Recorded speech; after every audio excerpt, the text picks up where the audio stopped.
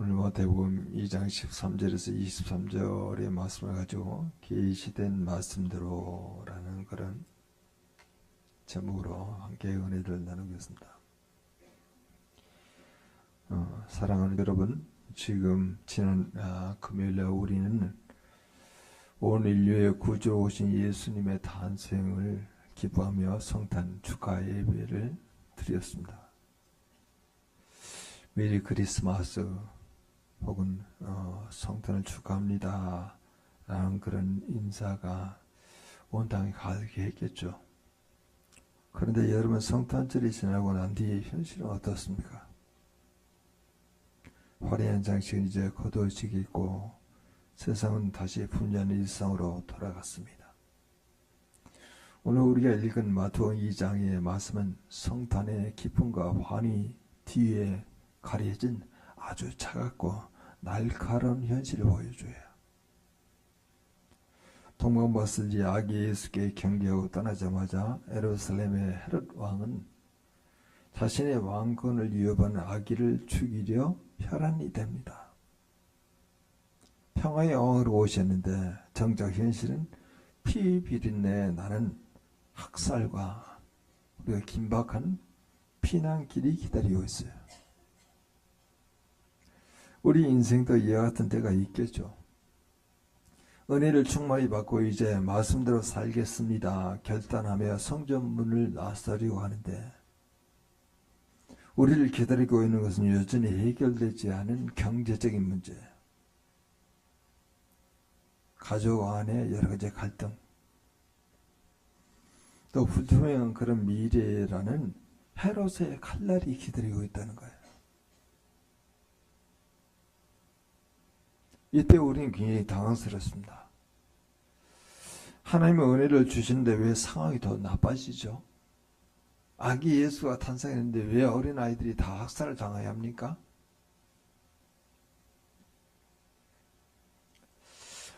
오늘 본문은 그 질문에 대한 해답을 제시합니다. 그것은 바로 계시된 말씀대로 사는 인생의 비밀이에요. 계시된 말씀대로 사는 인생의 비밀이 거기에 숨겨져 있는 거죠. 위기의 순간 하나님의 말씀을 통해서 길을 여십니다. 그리고 그 말씀에 반응하는 자만이 사망의 괄좌기를 지나서 생명과 구원의 노래를 부르게 돼요. 오늘 이 말씀을 통해서 2025년을 마무리하고 새해를 준비하는 우리에게 주시는 하나님의 세밀한 음성을 듣기를 소원합니다. 헤롯이 아기를 죽이려 할 때 하나님은 요셉에게 주의 천사를 보내십니다. 주의 사제를 보내십니다. 13절 한번 같이 보도록 하죠. 그들이 떠난 후에 주의 사자가 요셉에게 현명하여 이르되 헤롯이 아기를 찾아 죽이려 하니 일어나 아기와 그의 어머니를 데리고 애굽으로 피하여 내가 내게 이르기까지 거기 있으라 하시니. 계시는 정보가 아니라 바로 생명이에요. 당시 요셉은 베들레헴에서 정착해 살 준비를 하고 있었는지 모르겠어요. 그런데 하나님께서 사실을 보내가지고 애굽으로 가라는 거예요. 애굽은 이스라엘 사람들에게는 종살이 하던 기억이 있는 땅이잖아요. 안 좋은 기억을 가지고 있는 땅이잖아요. 낯선 이방 땅이기도 합니다. 그러니까 상식적으로 이해가 가지 않는 하나님의 명령이에요. 요셉은 자신의 상식을 내려놓고 하나님의 계시를 붙잡습니다. 여러분, 계시란 무엇입니까? 감추어졌던 하나님의 뜻이 밝게 드러나는 것, 그걸 계시라고 하거든요. 위기의 순간에 인간의 지략, 인간의 지혜는 한계가 있죠. 오직 하나님만이 헤롯의 음모를 알고 계셨고, 그리고 오직 하나님만이 피할 길을 알고 계셨습니다. 우리 인생에 헤롯을 이기는 방법 내 머리를 굴리는 것이 아니라 하나님이 내게 주시는 말씀을 생명줄로 붙잡는 거예요. 자, 오늘 14절은 더 아마 아주 인상적인 단어를 사용합니다. 한번 14절 같이 한번 읽어보죠. 같이 읽겠습니다. 요셉이 일어나서 밤에 아기와 그의 어머니를 데리고 애굽으로 떠나가. 요셉은 날이 밝기를 기다리지가 않았어요. 짐을 챙길 여유도 없습니다. 하나님이 지금 가라 하시니 밤에 즉시 움직입니다. 성도 여러분, 말씀의 성취는요, 순종의 속도와 비례합니다. 기도해보고 결정할게요. 형편이 나아지면 할게요. 라고 미루는 사이에 헤롯의 칼날은 우리 턱 밑까지 다가서는 거예요. 내가 주께로부터 말씀으로 계시를 받았다면 그 순간이 바로 순종의 시간입니다. 그 즉각적인 순종이 요셉의 가족을 살렸고 인류의 구원자이신 예수님을 보존했던 거죠. 요셉이 애굽으로 내려간 사이에 내려간 것은 단순히 무서워서 도피했다, 도망친 건 아니죠. 15절은 주께서 이렇게 말씀하십니다. 헤롯이 죽기까지 거기 있었으니 이는 주께서 선지자를 통하여 말씀하신 바 애굽으로부터 내 아들을 불렀다 함을 이루려 하심이라. 이러면 앞에 주께서 선지자를 통하여 말씀하신 바 중간에 띄고 이루려 하심이라.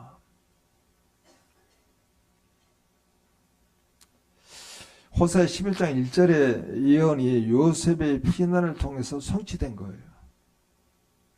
나의 고난, 나의 피난, 나의 광야 생활조차도 하나님의 말씀 안에 있다 하면은 그것은 헛된 고생이 아닙니다. 애굽으로 가는 것, 피난 가는 것, 애굽에서 고난, 그건 헛된 고생이 아니라는 거예요. 왜냐하면 하나님의 말씀을 이루어가는 과정이에요. 여러분의 올 한 해가 애굽 피난길처럼 느껴졌습니까? 기억하십시오. 여러분이 말씀을 붙들고 그 길을 걸었다 하면은 여러분은 지금 하나님의 위대한 구원 역사를 몸소 써 내려가고 있는 거예요. 하나님의 말씀, 그게 생명이거든요. 하나님의 말씀, 그게 구원의 길이거든요. 16절부터 18절은 베들레헴의 비극을 기록합니다. 분노한 헤롯은 베들레헴과 그 지경 안에 있는 2살 아래의 모든 사내아를 학살하려고 해요. 죽이려고 합니다. 왜냐하면 그 박사들이 자기를 속였다고 생각하는 거예요. 그 어린아이는 무슨 죄가 있습니까? 우리는 보면 이렇게도 말씀할 수 있죠. 하나님 예수님만 피하게 하실 게 아니라 그 어린아이도 살려주셔야 되지 않았습니까? 이게 이제 신학적으로 말하기면 신정론의 질문이에요. 신정론. 세상의 악과 고통에도 불구하고 신은 여전히 정의롭고 선하다는 것을 증명하는 것이 신정론이에요. 신은 모든 걸 할 수 있잖아요. 하나님 모든 걸 할 수 있잖아요. 그걸 전능하시다 그렇게 말씀하죠. 신은 매우 선하고 우리를 사랑합니다. 그래서 선하신 하나님이라 그렇게 말씀하시잖아요. 그런데 세상에는 끔찍한 악과 고통이 존재한다는 거예요. 여기서 문제가 발생합니다. 신이 선하다면은 고통을 없애고 고통을 없애기를 원할 것이고, 신이 전능하다 하면 고통을 없앨 수 있을 텐데 왜 세상에는 여전히 전쟁, 질병, 그리고 범죄, 지진, 홍수, 산불이 여전히 끊이지 않고 큰 사건이 발생하고 있습니까? 이 모순을 해결하는 노력이 바로 신정론이라고 이야기합니다. 그러면 이 신정론에 대한 대표적인 답변들은 바로 무엇이냐면은, 신은 인간을 로봇처럼 만들지 않고 스스로 선택할 수 있는 자유의지를 준 거예요. 인간이 그 자유를 잘못 사용하여서 죄를 짓고 악을 행한 것이지 신이 악을 만드는 것이 아니라는 주장입니다. 사랑은 강요돼서 얻기에 진정한 사랑과 선을 위해서 악을 선택할 자유도 열어두었다는 사실이에요. 또 이렇게 하나님께서 선하시고 또 하나님께서 이렇게 사랑을 베푸시고 그런 전능하신 분인데 왜 이 땅 가운데 죄악이 그렇게 많이 있느냐. 또 다른 측면에서 답을 가져온다 하면은 세상은 완벽한 낙원이 아니라 영혼을 단련하는 훈련소입니다. 사람이 고난을 겪으면서 인내를 배웁니다. 용기를 갖기도 하죠. 그리고 자비 같은 고결한 성품을 배우기도 합니다. 마치 근육을 키우기 위해서 무거운 역기를 들어야 하는 것처럼 선한 영혼이 되기 위해서 고통이 필요하다는 거예요. 또 다른 답변을 가져온다 그러면은 우리는 전체 그림의 아주 작은 조각만 보고 있을 뿐입니다. 화가 그림을 그릴 때 어두운 색을 칠하는 것은 결국 아름다운 완성작을 만들기 위해서 어두운 부분을 칠하는 거예요. 지금 당장 겪는 고통이 왜 필요한지 우리는 다 이해할 수는 없지만은 신의 큰 계획 안에서는 결국 선으로 이어진다는 말씀이에요. 모든 게 합력하여 선을 이루기 위해서 잠시 고통을 경험하게 하는데 장차 우리에게 임할 그 영광과 족히 비교할 수 없다.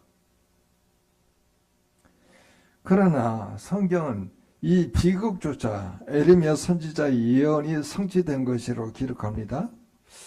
라헬이 자식을 위하여 애고하는 그 슬픔조차 하나님의 말씀의 시야 안에 있었습니다. 세상의 악 헤롯은 날뛰며 승리한 것처럼 보입니다. 무거운 눈물을 흘리죠. 하지만 하나님의 말씀은 그 비극보다 깊고 넓습니다. 하나님은 그 눈물을 외면한 분이 아니라 그 눈물을 닦아주기 위해서 당신의 독생자를 이 땅에 고통 한복판에 보내주셨어요. 학살이 일어나는 그 현장 가운데 우리 주님께서 탄생하셨어요. 이 세상을 살리기 위해서 이 세상에 참 생명을 주시기 위해서 우리 주님께서 그 학살의 현장 가운데 오신 거예요.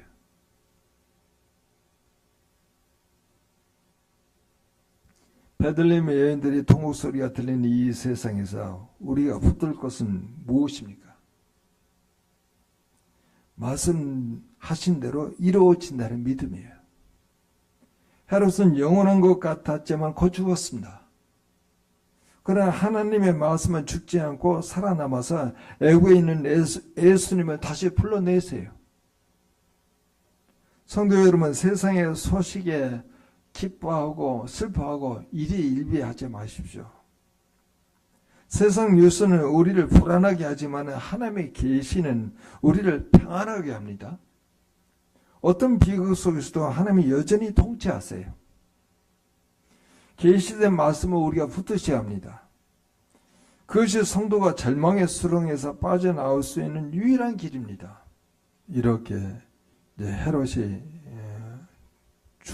죽고 난 다음에 하나님의 사자가 요셉에 나타납니다. 일어나 이스라엘 땅으로 가라. 또 하나님께서 현몽하여 또 하나님께서 선지자를 통하여 이르신 대로 계속 그게 한 5번이 반복이 됐잖아요. 일어나 이스라엘 땅으로 가라. 요셉은 다시 순종하면서 길을 떠납니다. 그런데 이번에는 헤롯의 아켈라오가 두려워진 거예요. 아켈라오는 헤롯보다 더 악한 왕이에요. 아들이죠. 지금 남유다는 아켈라오가 분봉왕으로 있기 때문에 두려워진 겁니다. 그때 하나님은 꿈에 다시 지시하셔서 나사렛으로 가라. 그렇게 말씀하세요. 내 계획보다 정확한 하나님의 인도하심이 필요합니다. 요셉은 아마 유대 땅 베들레헴이나 예루살렘 근처에 머물고 싶었을 거예요. 그것이 메시아의 성장에 더 어울린다고 생각할지도 모르죠. 하지만 하나님의 계시는 요셉을 갈릴리 나사렛으로 보내는 거예요. 우리는 종종 하나님께 이 길을 가게 해달라고 때렸습니다. 하지만 하나님은 때로 우리가 원치 않는 나사렛으로 우리를 보내십니다. 왜입니까? 그것이 안전하기 때문이에요. 그것이 하나님이 예비하신 사명의 자리이기 때문에 그것으로 보내는 거예요.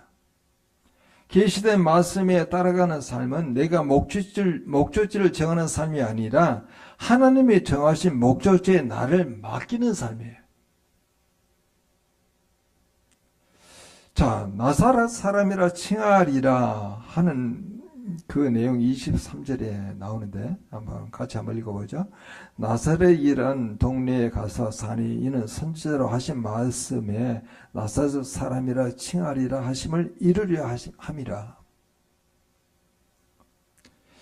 우리는 나사렛이라는 동네가 어떤 동네인지 잘 알고 있잖아요. 나사렛에서 무슨 사는 것이 나올 수 있느냐? 그런 비아냥을 듣던 곳이 바로 나사렛이에요. 그러나 예수님은 그곳에서 자라나셨고 평생 나사렛 예수라 부름을 받습니다. 하나님의 말씀은 우리를 화려한 성공의 자리로만 인도하지 않아요. 오히려 세상을 섬기는 낮은 자리, 그리고 겸손한 자리로 인도하십니다. 여러분, 여러분의 삶이 지금 나사렛처럼 초라하게 보입니까?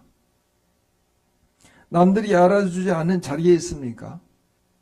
낙심하지 마십시오. 하나님은 그곳으로 보내셨다 하면은 그곳이 바로 구원의 역사가 꼽히는 성지가 되게 하신다는 거예요. 말씀대로 나사렛에 거할 때 우리는 비로소 세상을 치유하신 나사렛 예수의 제자가 될 수 있는 것이죠. 오늘 본문의 핵심은 세 번에 반복되는 이루려 하심이라. 그 말씀이 반복이 되죠. 15절에 호세의 예언을 이루려 하심이라 애국으로 피난받을 때, 그리고 나일의 통곡이 있게 될 때 에레미야 예언을 이루려 하심이라 17절에, 그리고 나사렛에 정착하게 될 때 선지자의 예언을 이루려 하심이라. 이것은 무엇을 의미합니까? 요셉의 파란만장한 삶, 아기 예수의 생명을 건 피나길, 그리고 멸시받는 동네 나사렛에서의 삶, 이 모든 것이 우연이 아니라 하나님의 말씀이 이루어지는 과정이었어요. 사랑하는 성도 여러분, 여러분이 주께로부터 말씀을 받아, 계시를 받아 그 말씀대로 살아가기로 결단한다면 여러분의 인생은 우연의 연속이 아니라 성취 연속이에요. 이루어짐의 연속이에요. 자, 이런 삶을 살아가게 되면 반드시 생명의 길을 걷게 됩니다. 요셉처럼 말씀에 즉각 순종하십시오. 밤이라 할지라도 애굽이라 할지라도 말씀이 가라 하면 가십시오. 베들레헴이 아니라 나사렛에 가라 그러면 가셔야 합니다. 그 악조차 그곳에 생명이 있기 때문에 그러는 거죠. 자, 이렇게 하는 말씀대로 살아가게 되면 구원의 길을 목격합니다. 이하수는 고난과 통곡의 현장 속에서도 말씀의 끈을 놓지 말아야 합니다. 하나님은 그 악조차 선으로 바꿔 구원을 완성하십니다. 자, 2025년 끝자락에서 뒤를 한번 돌아보십시오. 아, 그때 나를 애굽으로 보내신 것도, 아, 그때 나를 나사렛에 머물게 하신 것도 다 하나님의 말씀대로였구나 라는 깨달음이 올 때 비로소 진정한 감사의 노래를 부를 수가 있게 됩니다. 하나님은 정말 말씀하신 대로 하나님은 하셨습니다. 제 삶의 모든 순간에 주의 계시된 말씀의 성취였습니다. 주의 말씀대로 이루어지었습니다. 이 고백이 오늘 예배 드리는 우리 모두의 고백이 되기를 바랍니다. 2026년도 새해에는 우리는 여전히 불안한 세상을 살아가겠지만은 우리에게 계시된 말씀이라고 하는 확실한 지도가 있어요. 확실한 맵이 있어요. 확실한 내비게이션이 있어요. 그 말씀을 나침반 삼아서 사망의 골짜기를 지나 생명의 노래를 부르며 승리하는 복된 성도님이 되시기를 주님의 이름으로 축원합니다.